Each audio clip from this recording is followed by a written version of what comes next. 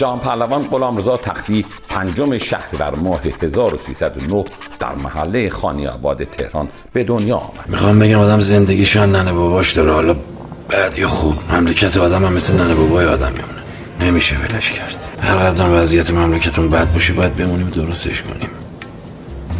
حالا هر کی به واسه خودش. او 16 سال عضو تیم ملی کشتی بود و همه ساله در مسابقات انتخابی تیم ملی شرکت میکرد.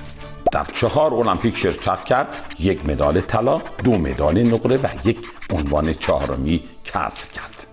2 مدال طلا و 2 مدال نقره از مسابقات جهانی به دست آورد که در مجموع 7 مدال طلا و نقره جهان و المپیک را برای ایران عزیز به ارمغان آورد.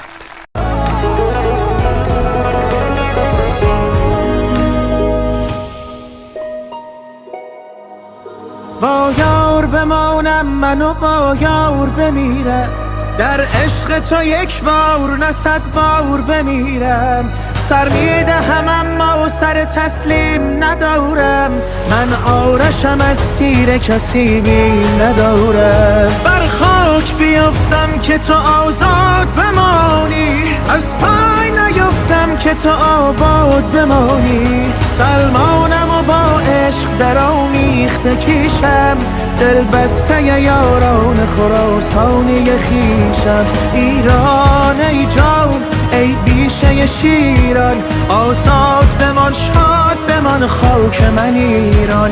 ایران